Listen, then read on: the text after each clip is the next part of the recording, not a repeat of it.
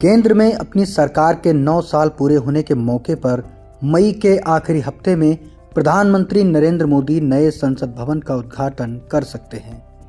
Central Vista project के तहत निर्मित नया त्रिकोणीय आकार का 4 मंजिला परिसर मौजूदा संसद से सटा हुआ है। प्रधानमंत्री नरेंद्र मोदी के जल्द ही नए संसद भवन का उद्घाटन करने की संभावना है। एनडीटीवी की एक रिपोर्ट के अनुसार केंद्र में मोदी सरकार के 9 साल पूरे होने के अवसर पर मई के अंतिम सप्ताह में नई इमारत का अनावरण किया जा सकता है। भारतीय जनता पार्टी के नेता और गुजरात के पूर्व मुख्यमंत्री ने 26 मई 2014 को भारत के प्रधानमंत्री के रूप में शपथ ली थी।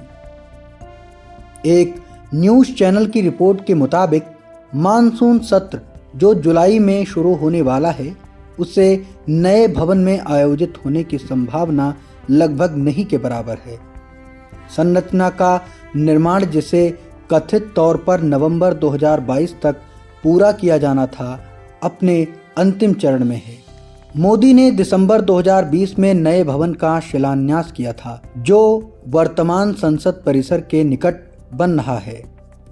HCP डिजाइन्स अहमदाबाद के विमल पटेल परियोजना की देखरेख करने वाले वास्तुकार हैं, जबकि भवन का निर्माण टाटा प्रोजेक्ट्स लिमिटेड द्वारा किया जा रहा है। एक समाचार पत्र के मुताबिक सेंट्रल विस्टा प्रोजेक्ट के तहत 1200 करोड़ रुपए की अनुमानित लागत से बनने वाले नए संसद भवन में लगभग 5000 से अधिक कलाकृतियों को शामिल किया गया है। 4 मंजिल का संसद भवन, जो आकार में त्रिकोणीय है, 64,500 वर्ग मीटर में फैला हुआ है। रिपोर्ट में कहा गया है कि नए भवन में लोकसभा कक्ष में 888 सीटें और राज्यसभा कक्ष में 384 सीटें हैं। 2000 वर्ग मीटर के क्षेत्र में निर्मित खुले प्रांगण में एक बरगद का पेड़ भी होगा। इसके अलावा नए परिसर में संसद सदस्यों, VIP और आगंतुकों के लिए अलग प्रवेश द्वार के साथ 3 द्वार हैं: ज्ञान द्वार, शक्ति द्वार और कर्म द्वार। सूत्रों ने इंडियन एक्सप्रेस को बताया कि इमारत के 6 प्रवेश द्वार शुभ जानवरों को दिखाने वाली संरक्षक मूर्तियों को प्रदर्शित करते हैं, जिन्हें भारतीय संस्कृति, वास्तुशास्त्र और उनके द्वारा दर्शाए गए गुणों के आधार पर चुना गया है। उत्तरी प्रवेश द्वार में गज या हाथी है, जो ज्ञान, भाग्य, बुद्धि और स्मृति का प्रतीक है। अश्व या घोड़ा धीरज, शक्ति और गति का प्रतिनिधित्व करता है, जो दक्षिणी द्वार की रक्षा करता है। गरुड़ या चील, जो लोगों की आकांक्षाओं का प्रतीक है, पूर्वी प्रवेश द्वार पर पाया जा सकता है। हंस, जो ज्ञान का प्रतिनिधित्व करता है, उत्तर पूर्वी प्रवेश द्वार पर प्रदर्शित किया गया है। इंडियन एक्सप्रेस की रिपोर्ट में बताया गया है कि नए भवन के अन्य प्रवेश द्वारों पर 2 पौराणिक प्राणियों मकर और शार्दुला को प्रदर्शित किया गया है।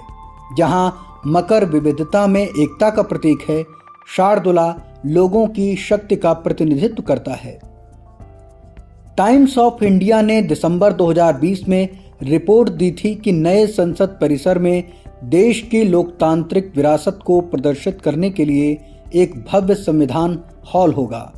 जहां मौजूदा परिसर में एक सेंट्रल हॉल है, वहीं नई संसद में सेंट्रल हॉल नहीं है। नया संसद भवन एक आधुनिक पुस्तकालय, बड़े कार्यालय और समिति कक्ष, भोजन क्षेत्र और पर्याप्त पार्किंग का स्थान प्रदान करेगा। बिजनेस स्टैंडर्ड की रिपोर्ट के अनुसार मोर थीम के आधार पर नया लोकसभा कक्ष मौजूदा भवन के मुकाबले 3 गुना बड़ा है। रिपोर्ट में कहा गया है कि नया राज्यसभा हॉल कमल थीम पर बनाया गया है, जो कि भारत का राष्ट्रीय फूल भी है। पिछले वर्ष जुलाई में प्रधानमंत्री मोदी ने नए संसद भवन की छत पर राष्ट्रीय प्रतीक चिन्ह का अनावरण किया था। 6.5 मीटर ऊंचे कांस्य प्रतीक का वजन 9,500 किलोग्राम है। इंडियन एक्सप्रेस के अनुसार नया संसद भवन स्वतंत्रता संग्राम के नेताओं सहित महत्वपूर्ण हस्तियों की 6 ग्रेनाइट मूर्तियों से सुसज्जित है।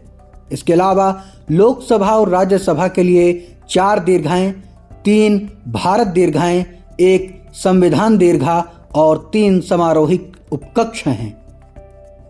न्यूज 18 के अनुसार नए परिसर में महात्मा गांधी, सुभाष चंद्र बोस और भारत के प्रधानमंत्रियों के चित्र भी होंगे। इंडियन एक्सप्रेस ने कहा कि इमारत के अंदर की प्रत्येक दीवार आदिवासी और महिला नेताओं के योगदान जैसे विभिन्न विषयों को प्रदर्शित करेगी। अंग्रेजी दैनिक द्वारा एक्सेस किए गए नए संसद भवन के लिए आधिकारिक दृष्टि दस्तावेज में कहा गया है, कलाकृतियां और इसकी स्थापना सनातन परंपरा का प्रतिनिधित्व करती है जो हजारों वर्षों से चली आ रही है। इसके साथ ही संसद भवन को वास्तुशास्त्र के अध्ययन को ध्यान में रखते हुए डिजाइन किया गया है, जिसका उद्देश्य इमारत के चरित्र को बनाए रखना है।